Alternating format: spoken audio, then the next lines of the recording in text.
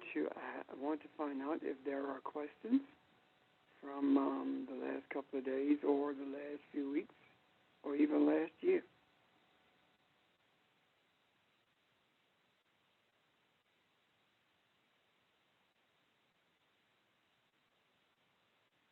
Okay. I gave you mine yesterday. What's your question? About Psalms 100. Oh, I read that in the. I found my Hebrew Bible thing. I read it.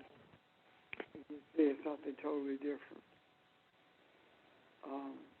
I'll read it from the King James so everybody know what you're talking about. Okay, let me get my. You mean tell me you don't have your? You know I got that study Bible now. You don't have your Bible? No, wait a minute. Now I got the study one. Hold on, pull it up. It's the first two verses, right? Yeah. What's this pulling up right here? That is Psalms 1 and 2, I think it is. Mm-hmm. I'll get my Bible from over here. Say, make a joyful noise. Okay. Unto the Lord. Oh, serve the Lord with gladness. Come before his presence with singing. Enter, now they say, enter into his gates with thanksgiving and into his courts with praise. Okay. That's the 100th Psalm. Now this is what it reads from the Hebrew Bible. It's a psalm of thanksgiving. It says, call out to the Hashem, which is the Lord. Call out to the Lord, all the earth. Serve the Lord with gladness. Come before him with joyous song. Know that the Lord, he is God. Totally different. Mm-hmm. So that has no, it makes absolutely no sense. The translation is so far off base until it will not, even if you look in the concordance, it's not going to give you a understanding of it. Mm-hmm. Because it is so far off base. Yeah, because when I looked up noise, a joyful noise is still, everything is leading back to a shout, a noise. So that's the problem with it. When I read it from the original translation, it does not track with that at all. So that is one of the things that we have to be very cautious of. I was talking to someone today, and they were talking about, they mentioned that we're not to have, it says, thou shalt not have another God before me, right? Mm-hmm. And you might ask, what does that have to do with the question you just raised? Mm-hmm. Well, if thou shalt not have another God, then the question becomes, what does that mean? The God, we have been taught that is speaking of the objects that were created by Abraham's daddy, or idolatry. Mm-hmm. And when we think of idolatry, we think of what we've been taught, and that is material objects that have been constructed to represent God. However, when I look at the true understanding of what is being said there in that commandment, we have been serving another God all our lives and have been constantly forgiven for it because we were not aware of it. We have been living under mercy all of our lives and for generations, mercy has been the prevailing force in our lives. Why? Because if we look at what we have been taught about church ordinances, baptism, communion, etc., if we look at those things, we will see that we were presented with a God that is unknown to the Scriptures. So we have been serving, we have been mimicking, we have been embracing, we have been worshiping a God that has been created for us by religion. And each denomination has a God of his own. Be it Catholicism or be it the Methodist or Baptist or whatever, has a God of his own. Because in order for you to get close to the God or be submissive to the God in the Methodist Church, you have to be sprinkled, and everyone can take communion. In the Baptist Church, you are immersed or submerged in the water, and you cannot get communion until after that. And all of them are based on church membership, and the commonality between all of them is that church membership is the highest order of our God that we have been given, that has been given to us for our acceptance. And that has been the problem with not being able to see certain things in the Scriptures that we are able to see now. And one is the most recent one that we saw was the idea of baptism. Water baptism is John and spiritual baptism is Jesus. That we had not seen until now.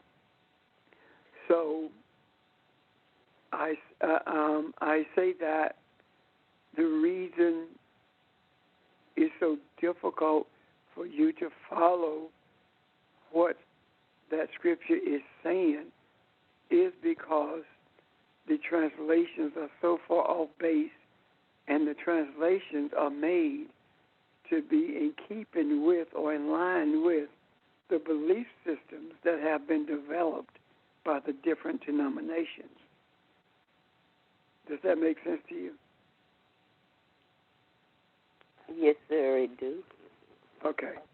So it has nothing to do with making noise. If you look at the idea of the noise in the dictionary, it talks about a sound, especially of a loud, harsh, or confused kind.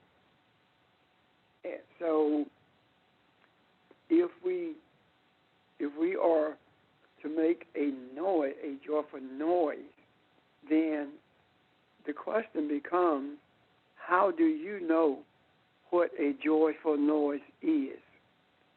What is a joyful noise to the Lord? Because if I find joy in R&B and you find joy in gangster rap, then is that a joyful noise to the Lord? Any noise, any sounds, or any presentations to our Creator should be on the basis of what's going to be an asset or an enhancement to humanity as a whole, and not just to me as an individual. Because there are so many things that we as individuals embrace that are truly offensive to other people. However, if our speaking, teaching, singing, etc., is based upon what the Scripture really is telling us, then if one is offended by it, then that's an issue for them, not you.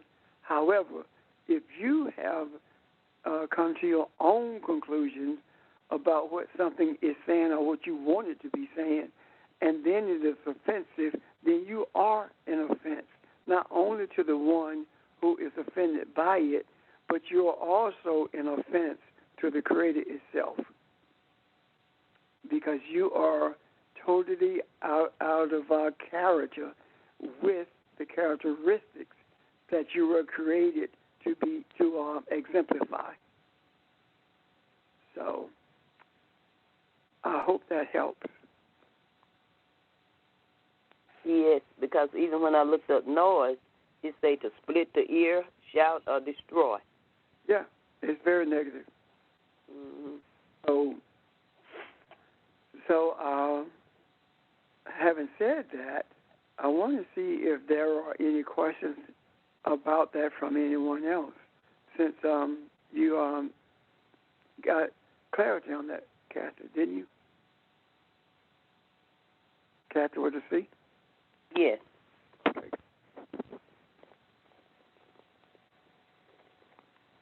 That's about Any other questions? If somebody got something to say. Any other questions? Yes, this is Angela. The question I was asking you about religion. Can you talk a little bit more about religion?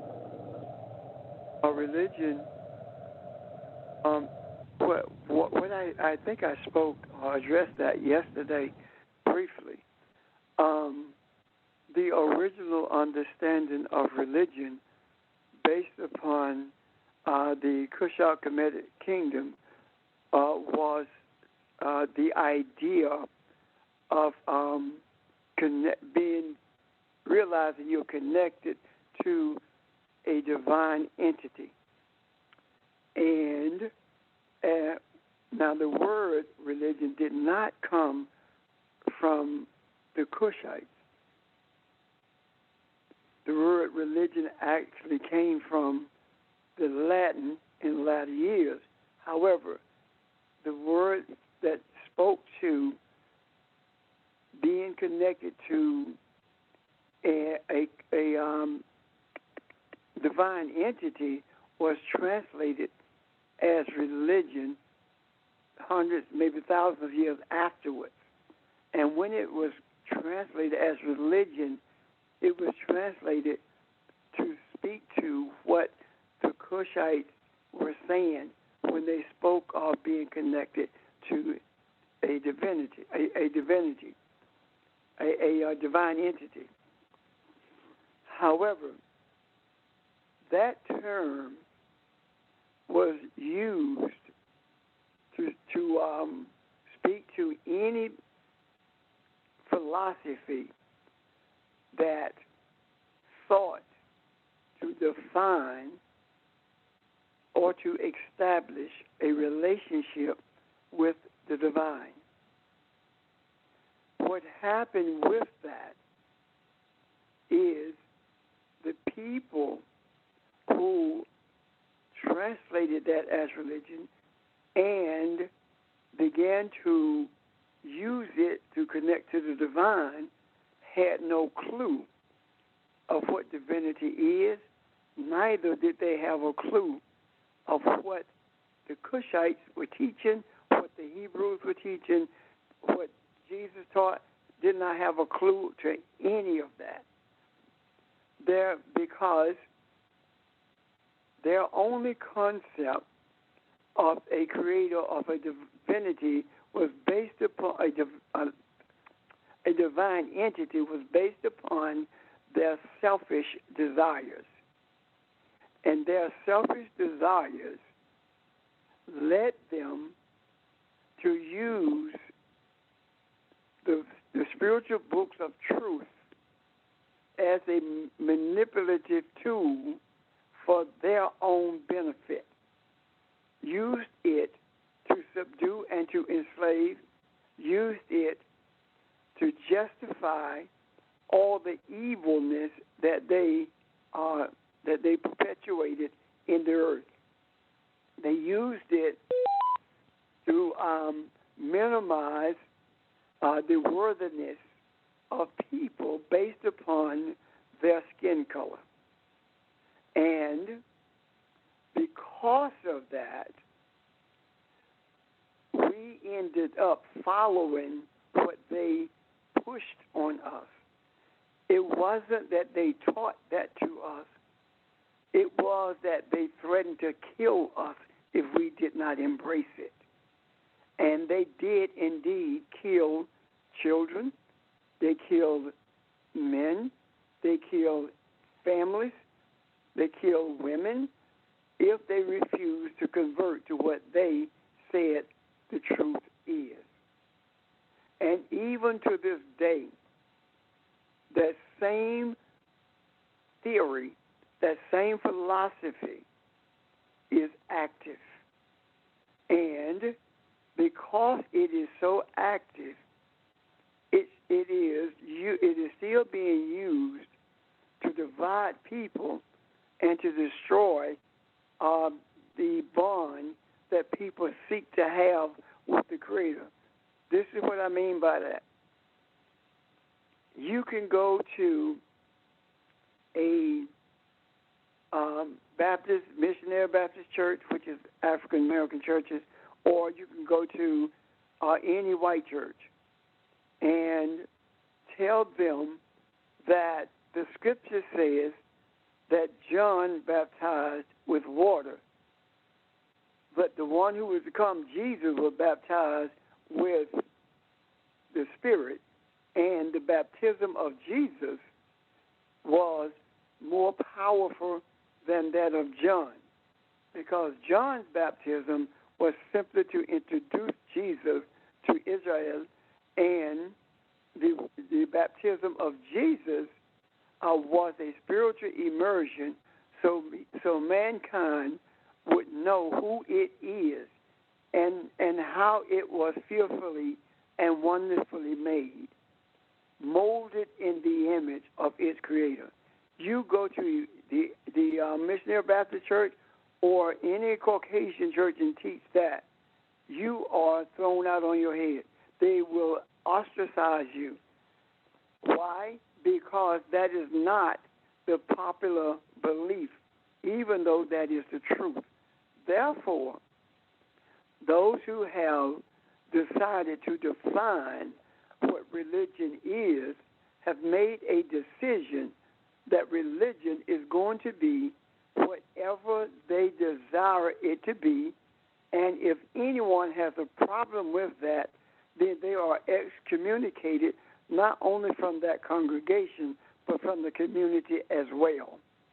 And the ones who make that decision are Caucasians who know absolutely nothing about what it means to be spiritual.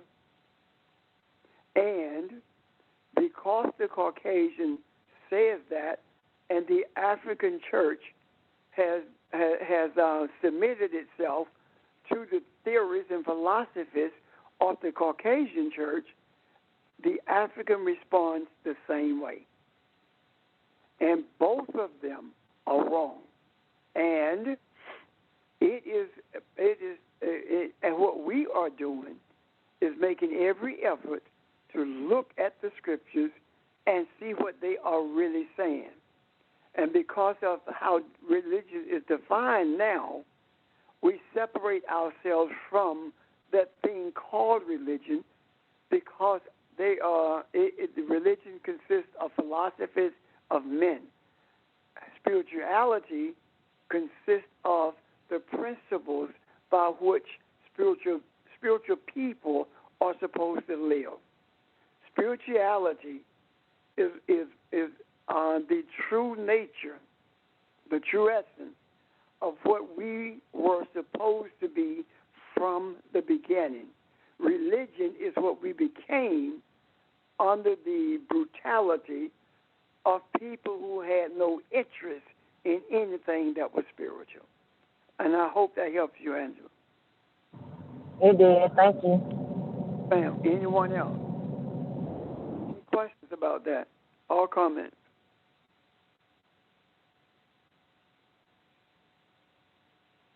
I just have a comment to that. It's just like when John Only thing John was doing, he was introducing us to the foundation. And when you understand who the foundation was, Jesus showed us how to build up on that foundation. Thank you. Anybody else? This is Vermel. Ma'am? I want to go back to the comment yesterday about glorifying Jesus. We were talking about that. Am I understanding it right that Jesus didn't ask us to glorify him? We misconstrued that. That we're supposed to be glorifying the Creator, right? Well, first of all, let's understand when we talk about glory or glory divine, we speak of beauty. It speaks of balance.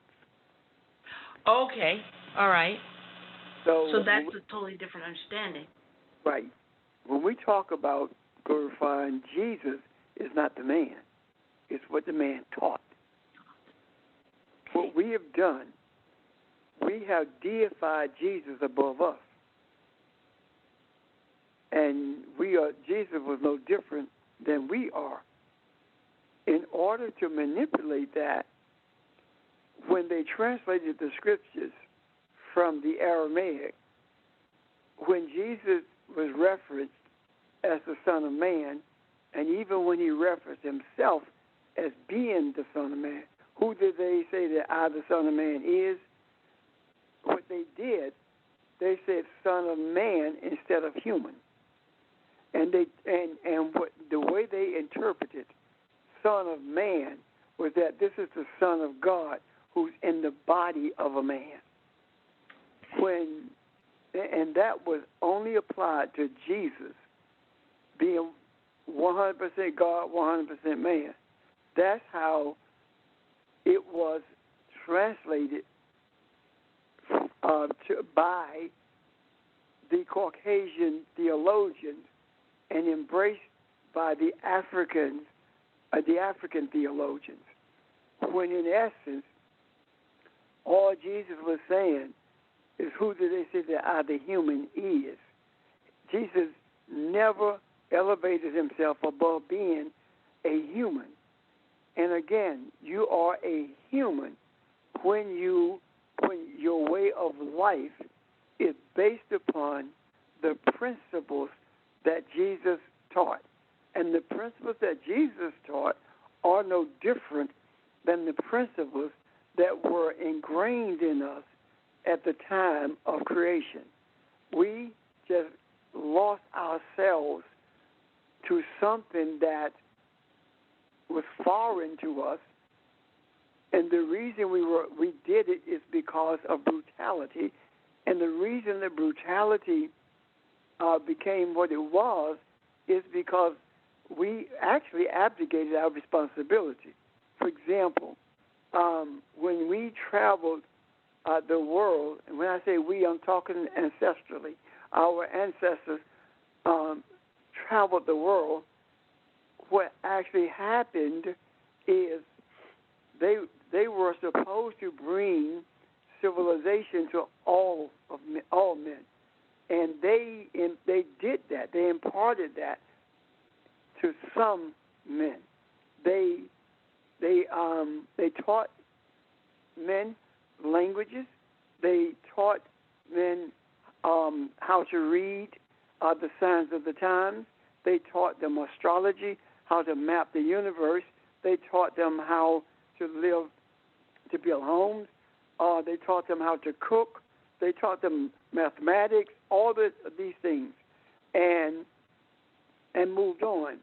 However, in the case of Europe, the Europeans refused to embrace what was being offered. And as a result of that, Stonehenge was built in England, and there were other temples built in the more to the left. And leaving, they did not leave let me put it this way, they did not force the inhabitants to to embrace the truth that they were carrying around the world.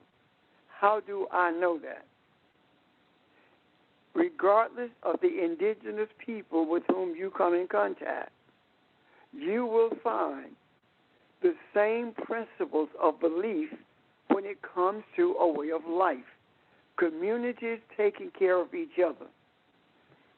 The idea of there being a deity greater than us, but we are that deity in this earthly body.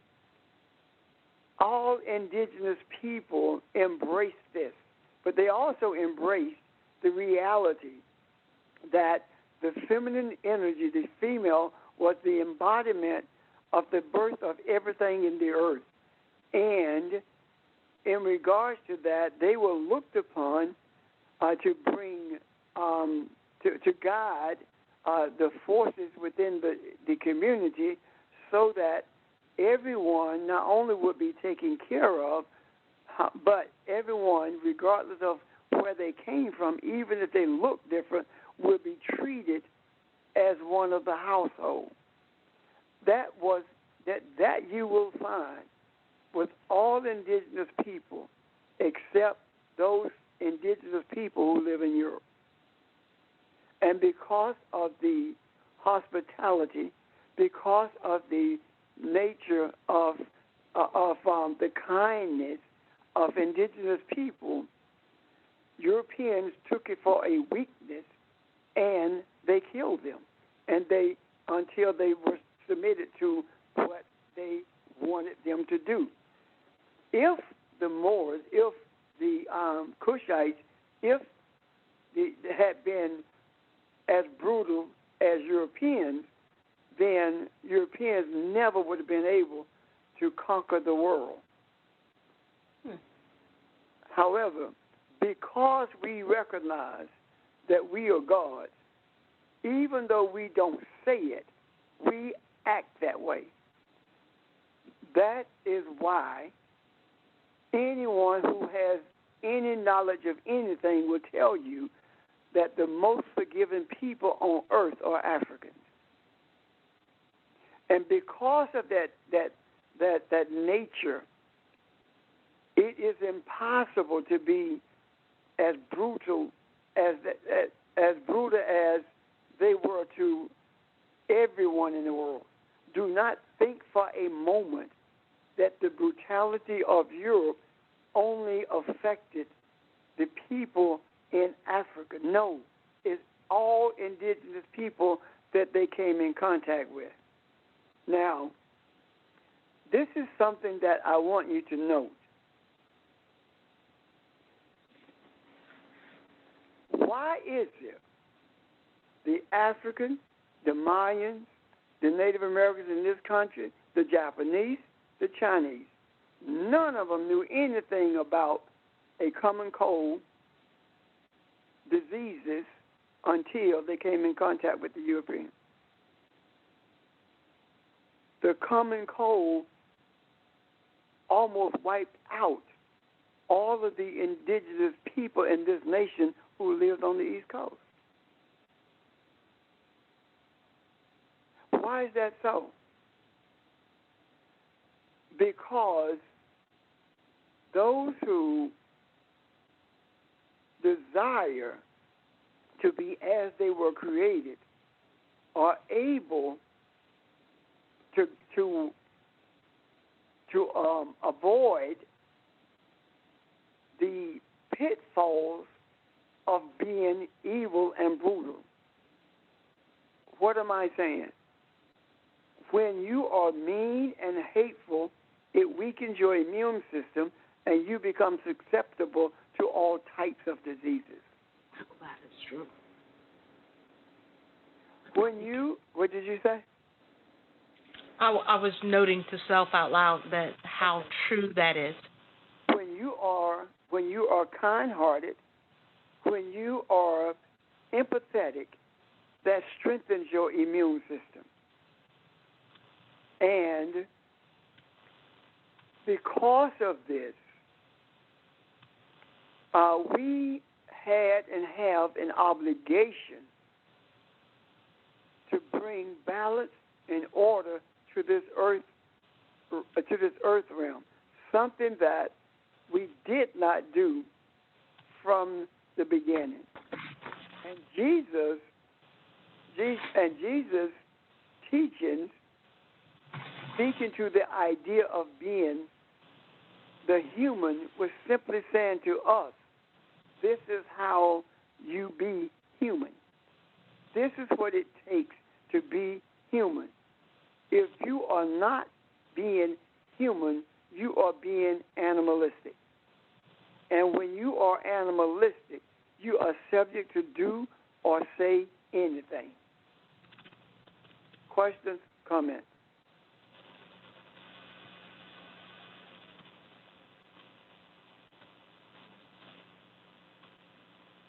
Are there any other questions? Hey, Pastor, it's Ron.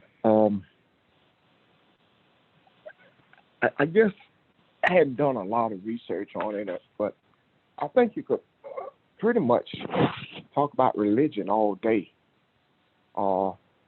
We kind of confine it to the Bible and worshiping God and whatnot, but religion is anything that you attach yourself to, anything that's important to you. And nowadays, it's just, people are worshiping any and everything, from politicians to, status and just any and everything. So I appreciated the history of it because I had never known that part. But if you look at it from psychologically, I guess, or even spiritually, people have always attached themselves to something that is important to them, that they show reverence to. So I think we're in the middle of that now more than we ever have been, and that's even makes it more important for somebody to be searching for truth. Absolutely. Because what we've done as religious entities, we have divided people into those who believe, those who are agnostic, which means that they doubt, or those who are atheists, which says they don't believe.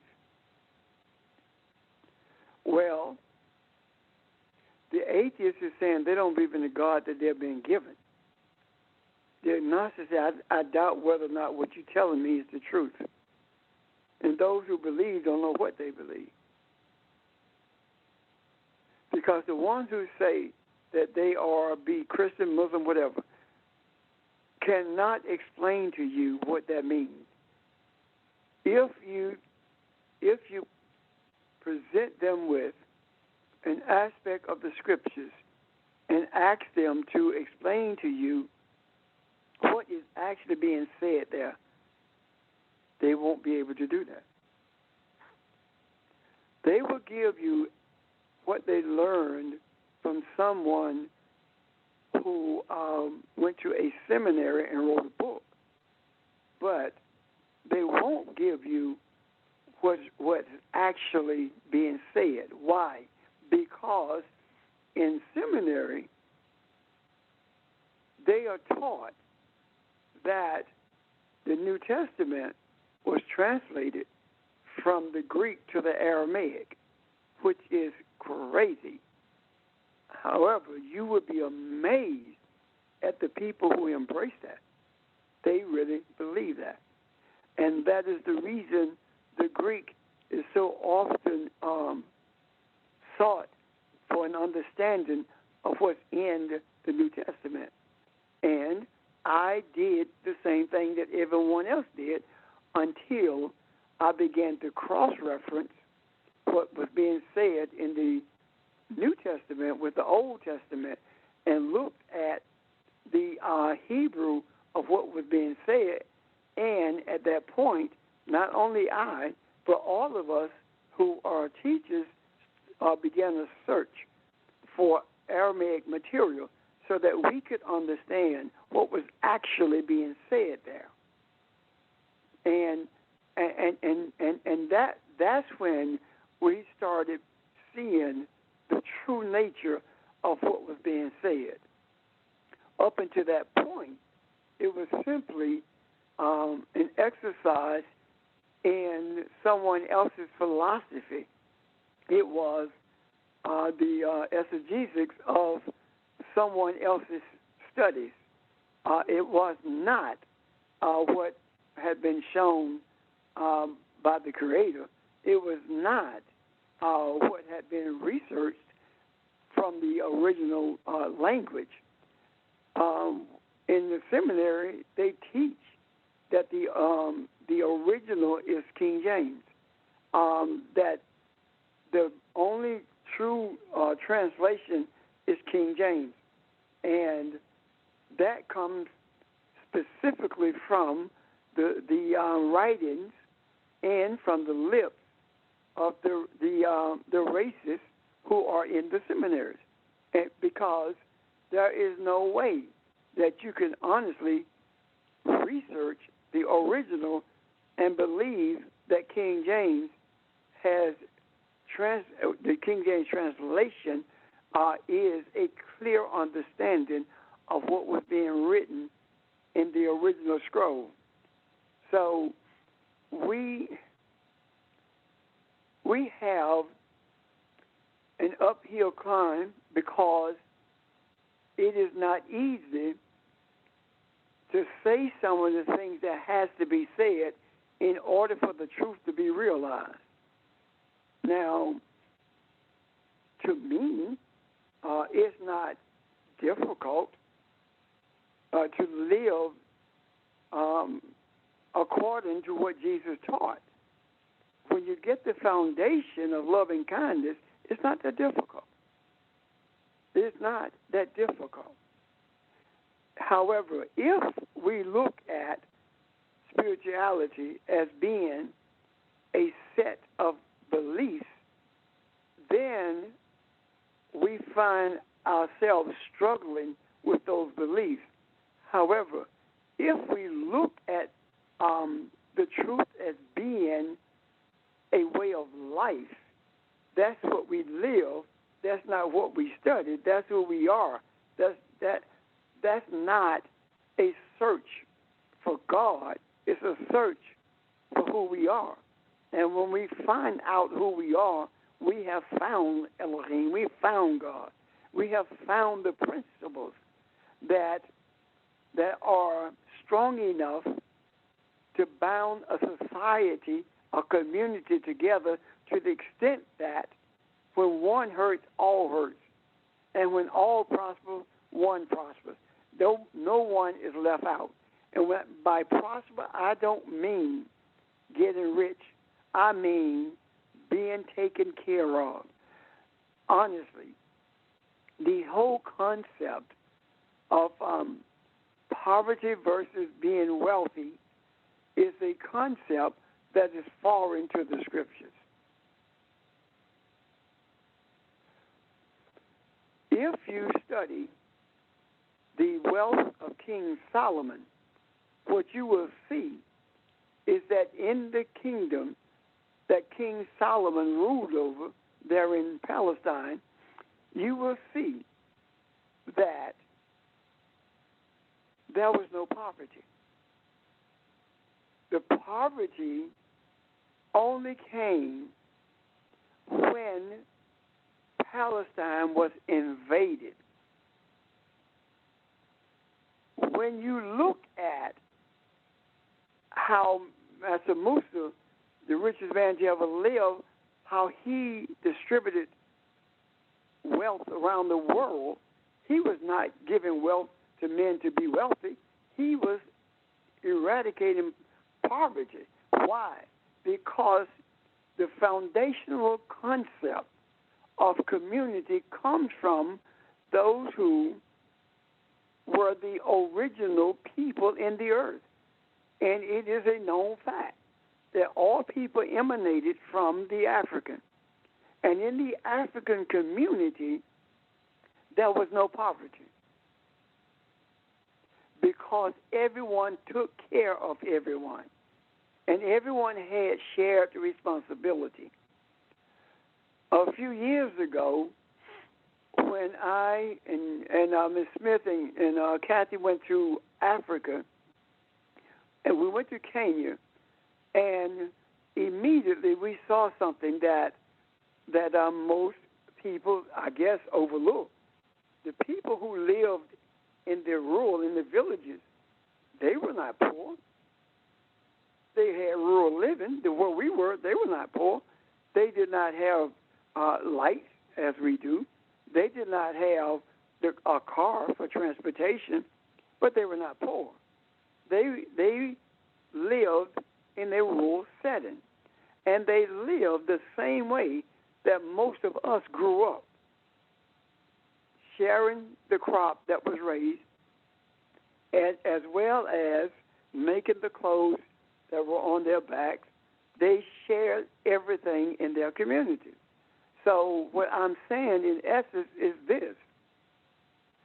We have to rethink this whole concept of poverty versus wealth. We have to rethink what it means to be a viable community. We have to rethink what it means to be our brother's keeper, to be expressive of empathy for all men. It is incumbent upon us to reorient our thinking, and when we do that, then we will see the thought patterns in society will begin to shift, and then we will begin to see the shrinking of the gap that's between people based on economics, based on color, based on religion, based on whatever. Does that make sense to you guys? Yes, it does. Yes, sir. Any questions about that? Or comments?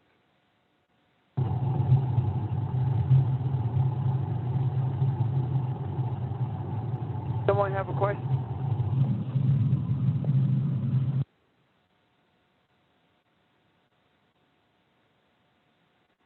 Okay. No question?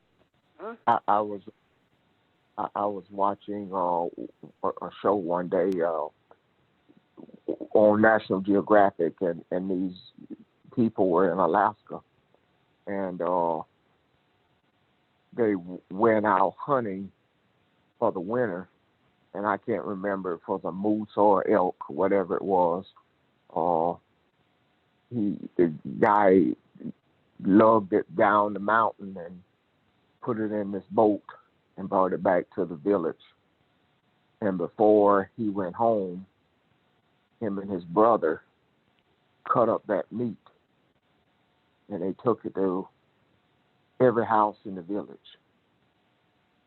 And there was another man who had caught a lot of fish in his nets, and he did the same thing, so that during the winter, people would have protein to eat. And that's how they shared. There was no thought to not sharing what they had. And we, are so far removed from that. It is now about me and mine, and even in our pursuit of the Creator, we think salvation is selfish. We think that is about us. But, everything that is of value is not tangible, and nor is it something that is meant for you to be selfish with. So when you think about religion, it is purely man-made, and it is a pursuit of whatever is of value to you, whether it is to gain wealth or to be able to pay your bills or to find a man or just because that's what you've been taught to do so you can go to heaven.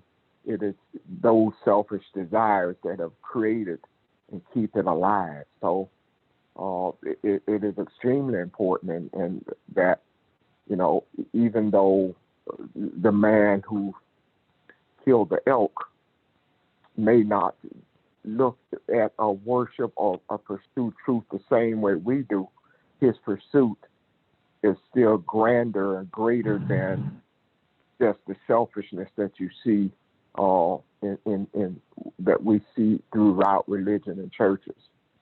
So, religion has taken on a identity of its own. But I think now what we're doing and what we're seeing is part of that exposure, and even in some of the questioning of other people who are, you know, like I hear them talking in from my hometown. Some of the questions that some of the younger people have is some of the things are being uprooted. Some of that is being challenged, and I think it's because, or at least in part of us putting things in the macro and giving people something else to consider.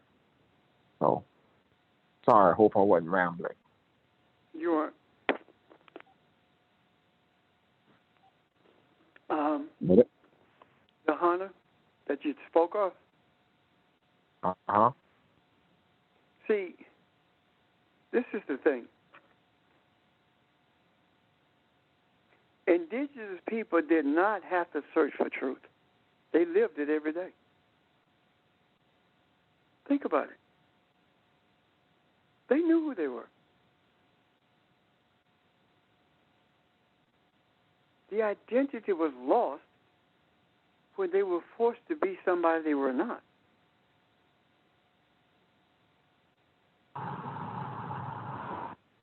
So the guy who shared the meat and the one who shared the fish, they were doing that because truth was their reality. That was their way of life. You see what I'm saying? Yes, exactly. So they didn't have to pursue that. Because of the evilness that is prevalent in the earth, now we have to pursue the truth because we have lost sight of what it is. However, when you think about the Aborigines in Australia who have never been disturbed in terms of their way of life, they don't have to pursue that truth. The reason they keep people away from them is because they don't have diseases, and we do. And they will die in our presence. They are living that truth. Truth keeps you alive. Truth is life. Love is life. And they don't have to say, I love you to each other. They live it every day.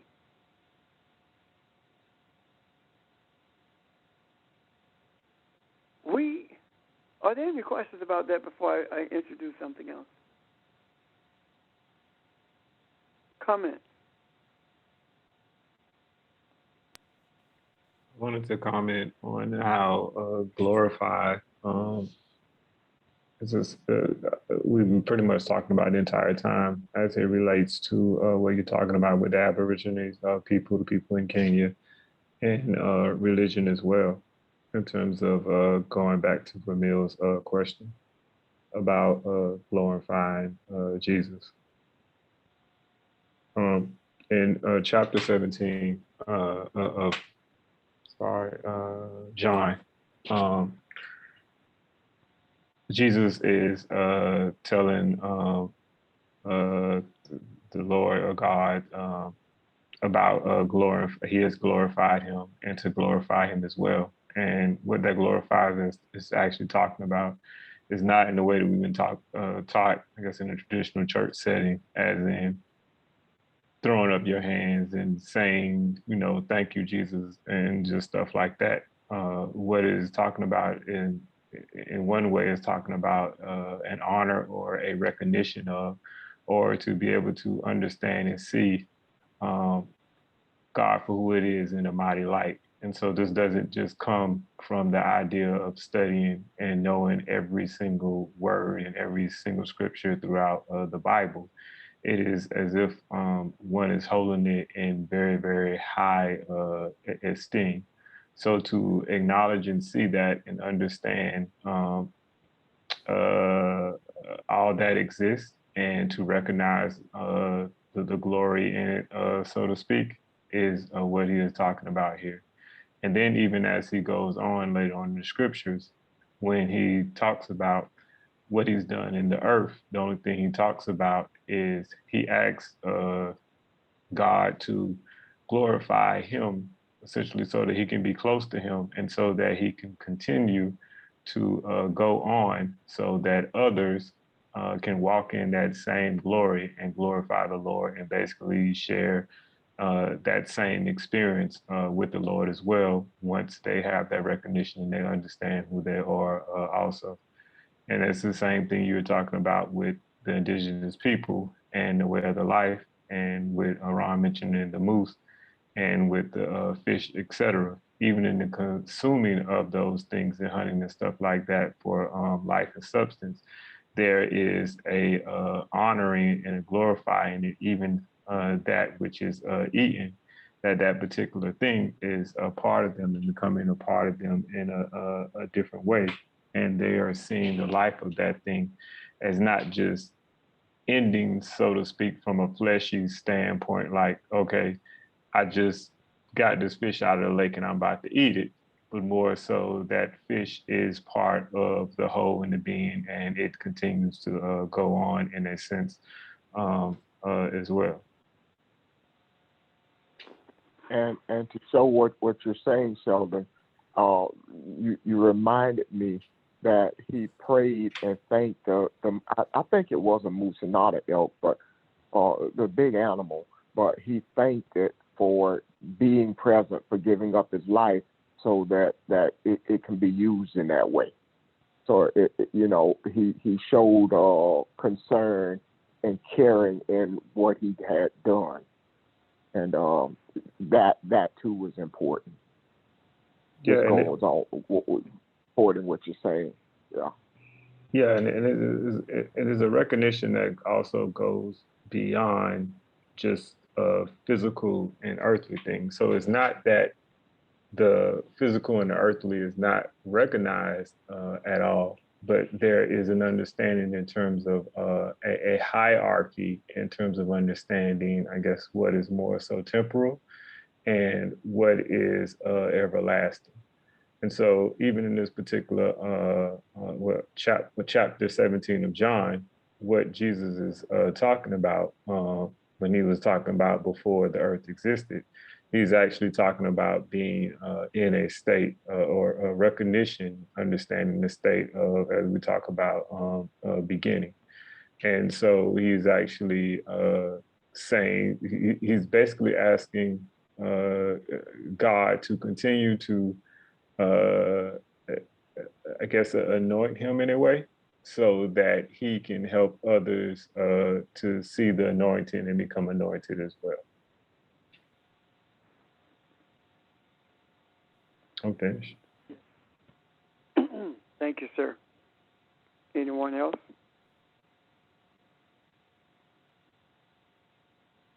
I understand what they're saying too, and plus our ancestors did the same thing, just like the Indians used to give praises unto the, huh?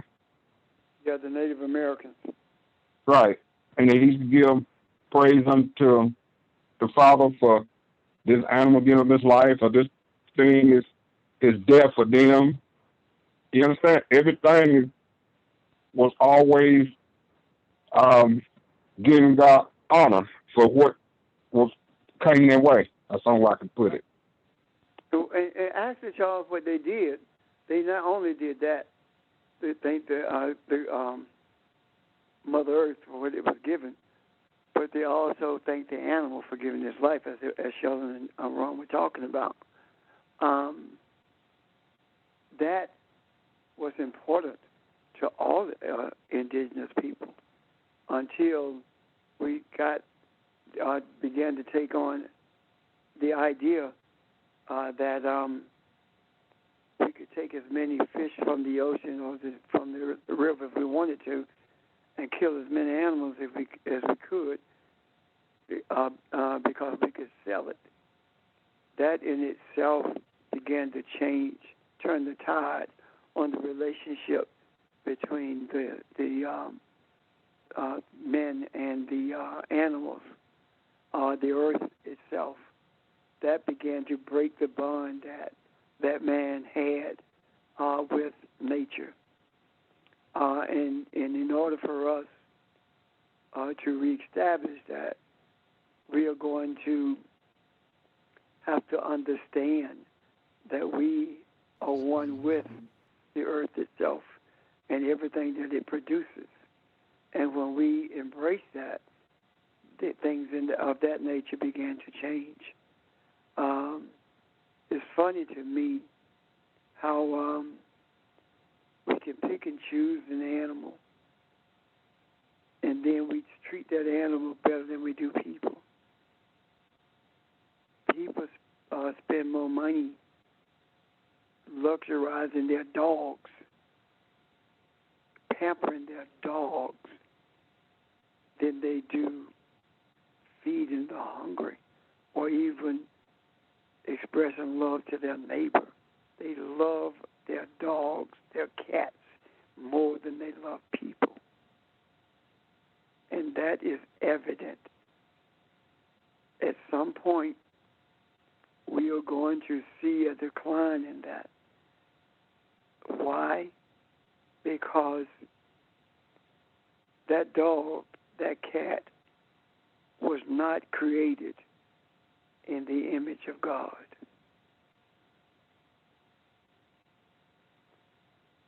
Our thinking and our expressions of affections are warped, and that has to be reoriented if we are to think straight again. We cannot. I'm not saying we should be abusive to animals. That's not what I'm saying at all. But I am saying they should never be elevated among people. And that's what our society is doing. So, is there any other questions? Because I want to present something in a moment. I have one more thing I want to ask you about, and that's in Psalm 82. When God said, "Standing in the congregation of the mighty, He judges among the gods." The key word was judge, and I'm trying to understand it. And I went to Exodus 18 and read from 13 on through, and it was showing me about when Moses used to judge the people, and his father-in-law told him, because he stands so long in judging the people, and he said, in making him tired, he need to get one under him and judge the small one, and gave him the big one. Charles, let me stop you. All right. These are two different things. Okay. This, what you're speaking of, is the judgment of the people by an individual, Moses, with his father telling me need help. That's the people. This scripture in the 82nd Psalm speaks to Elohim moving in the midst of Elohim, moving in the middle of gods, and judging in the midst of his gods. Now, what does that mean? That means that there were judgments, there were decisions to be made about the actions of those who were created in the image and likeness of God. Keep in mind that this is talking about the Creator Elohim moving in the midst of men who have been created just like Elohim. The difference is they were in a body and the Creator was not. If you keep reading that psalm, you will find out what the judgments were about. You do not defend the poor. You act as if you're a mere man. Those kinds of things. You don't defend you take the side of the wicked. Those are the judgments that were being made. And the reason this was being done is because we are judged not by what that Baptist thing say that's hanging on the wall, neither are we judged based upon what men say we are or not. The judgment is in the eyes of the Creator. What does that mean? When we were created, there were certain characteristics, there were certain expectations that the Creator had for us. And those expectations were made known to us. And we lost our sense of knowledge of those expectations. And this is a period of remembrance, a period to remind us of what those expectations were. Those expectations were that we would live the life of God, that we would defend the weak, we would feed the hungry, we would take care of those who ended up in poverty, and we would not defend the wicked. We would speak to the wicked the truth of what things should be as opposed to what we are told they should be. So this is a judgment in the midst of the gods, meaning that in our vernacular, in the midst of the church, there are judgments being made because the ones in the church are acting like church members and not like God. And anyone who do not believe that we are gods, read the first verses in that psalm, and you will see that it says that I say that ye are gods. And those are the same words that Jesus quoted, being a human in the midst of the priests. Jesus was challenged by them saying that you speak as though you think that you are God. And Jesus' response was, is it not written in your scrolls that I say that ye are gods? And no one challenged that because they knew that Jesus was telling the truth. However, they were the priests, the priests, the Sadducees, they were no different than those who in the church are today. They do not ascribe to being Elohim. They are satisfied being glorified by men as opposed to being servants of men as they were supposed to be. So when you look at the account of this judgment in Psalms 82, that account is different than the account of the judgment that was being meted out in the wilderness with Moses. Okay? Okay. And now that, Ray, I'm going to tell you the truth about it. Don't you know what you're saying? I knew that the first time, but you always tell us your first thought will be the right one. The second thought come again is leading you in the wrong way. That's what happened to me. The first thought, I knew it was right, but I had to go dig, and I had to go dig again, and that was the wrong thing, like you just said. I understand. I believe what you say. Thank you, sir. Are there any questions about that?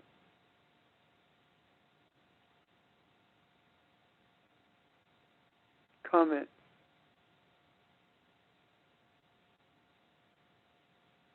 Okay. I'm probably going to introduce this. Don't know how far it will go. We have been talking about the symbols versus the reality. We've talked about how we are more attracted to the symbols than we are the meaning of those symbols.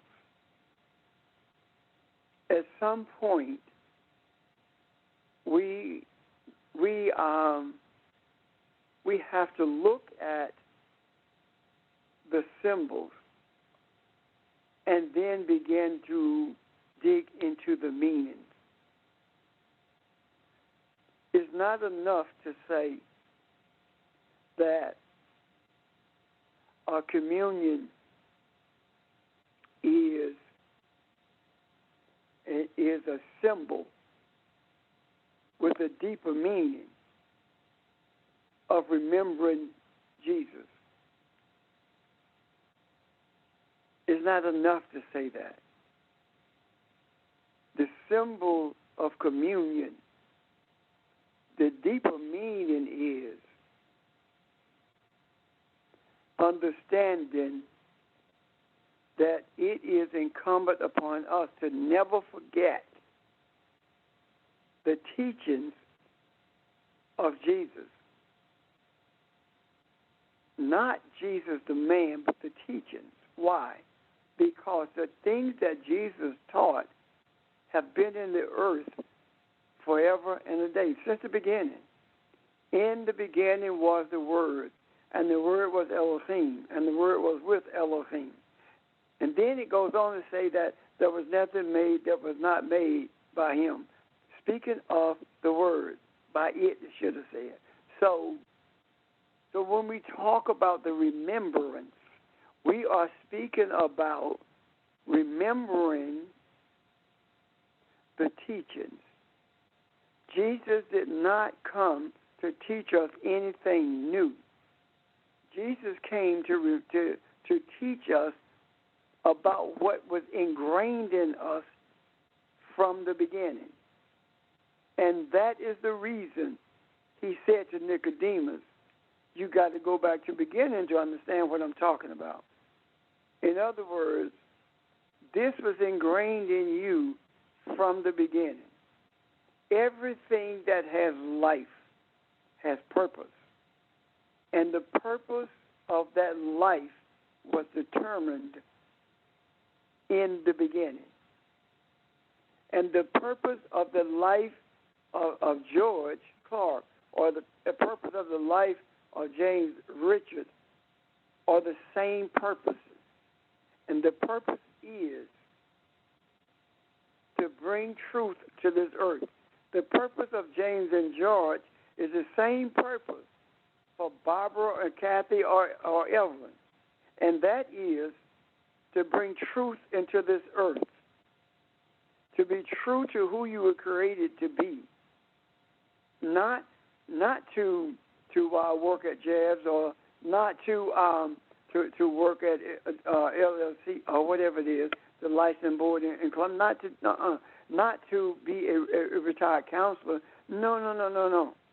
Those are the elements that are added so that we can be sustained in order for us to be the purveyors of truth in the earth. That's the remembrance of communion. If you cannot remember that, if you can't hold true to that, then if it takes you having to do the wine and the bread every single day, do it. Because you do it as often as you may. Why? Because it is imperative that you never forget the purpose of the life in the human. When we look at the concept of baptism, we talked about that pretty much in depth in relationship to the water and the spiritual. When we look at the cross is not for you to wear around your neck as a good luck charm. The cross is not something for you to remember. The cross didn't save you. Your salvation didn't come at the cross. The resurrection of truth is what delivers you from chaos. So with the resurrection is not of Jesus is not your salvation. The resurrection of the truth is your salvation. That's what delivers you. The reason people don't understand truth, the reason people live the way they live in relationship to each other as opposed to living as one with each other is because they are deifying deifying a symbol as opposed to the truth. The symbol is not the reality. The body of Jesus is not the reality. It is the soul of Jesus that's the reality. And because his soul was one with the universe, the one with the Father, he was able to speak to all of those things that men need to understand in order to be what they were created to be.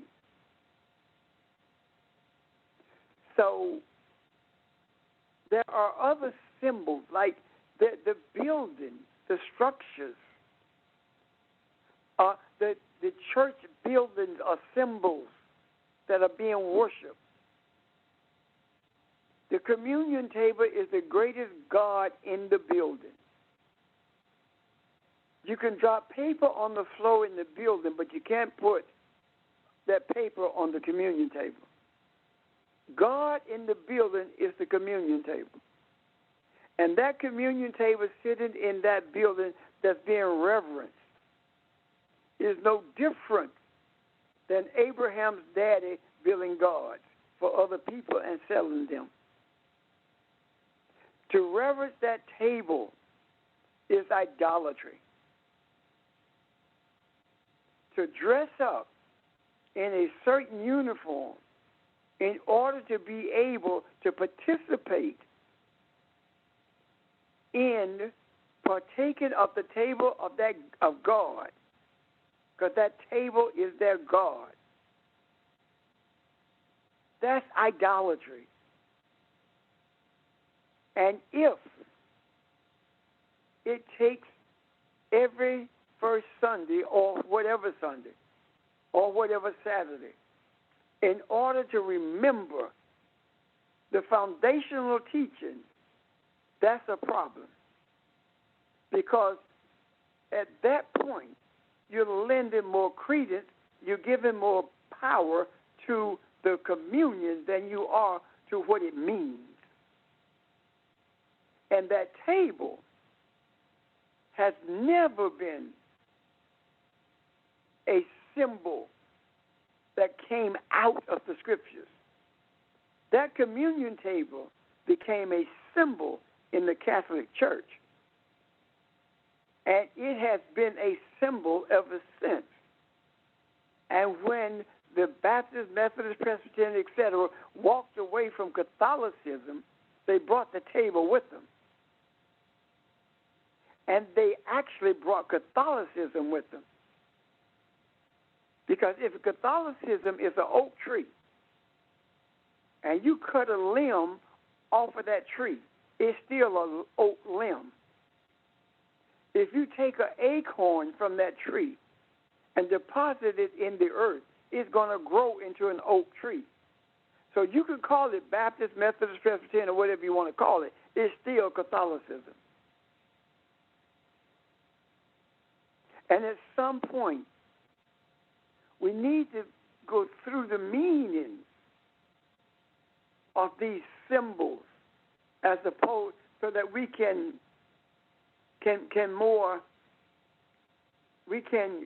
develop the strength to pull away from them. Right now, there is discomfort with people when they hear that water baptism does nothing for you because it was not designed for you. It's spiritual baptism that was designed for you. People are uncomfortable hearing that. But the truth sometimes is discomforting. And that's what makes it so difficult for some of us to teach. I remember the struggle I had for years. It took me years to be able to say openly that Jesus was married to Mary Magdalene, Mary of Magdalene. Years. The truth must be resurrected, but it cannot be resurrected if it's not resurrected in you. And when the truth is resurrected in you, then you will experience the power of the resurrection. The power of the resurrection is not the shouting and the crying. The power of the resurrection is the journey that truth carries you on, and the protection that it gives you, and the power, the strength that it gives you to persevere in the face of adversity. Even if that adversity is coming from the lips of those who you care the most about. You cannot afford to crucify the truth in order to hold on to a relationship. Once the truth is resurrected in you and you walk away from it, you have crucified it all over again. If you crucify the truth just to maintain relationships, then the question becomes, is the relationship worth it? Because you are their friend, or you are related to them and they don't respect you. Because if they respect what you believe as you respect what they believe, they would make those demands on you, especially when you are speaking the truth. And they're unable to debunk what you're saying based on the scriptures, not religion, not the seminary, but based on the scriptures. Keep in mind that the seminaries had their birth. I'm talking about the ones that are at the African American schools. They had their birth in racism. Every seminary in the country is steeped in racism, especially the one in Dallas, Texas. And we have to understand that racism is a religious seed that's designed to keep a group of people in power based upon their geographical origin and the pigmentation of their skin and the ignorance that they have of spirituality. Power, regardless of the ignorance of what's in the book. We are obligated to look at the meaning of these symbols so that we can bring this truth to the forefront, and humanity can sit at the table of righteousness and partake of the truth and strengthen their spiritual life as they continue the journey that the Creator has set before them. Any questions or comments? I got a question, Rep. And just like what you just said, just like I say our church, we don't have a steeple. People said that's not a church, it's just a place we come together in. You understand what I'm saying? And that's exactly what I'm saying, Charles. People have embraced the cross, the building, the steeple. They've embraced all of these things without having any sense of what they mean. symbols are methods of control and manipulation. We've established that. But we have to move beyond the symbols so we can understand what they actually mean. Any questions? Comments?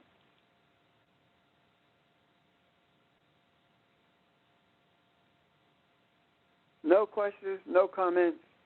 I wish you well tonight. Sleep well.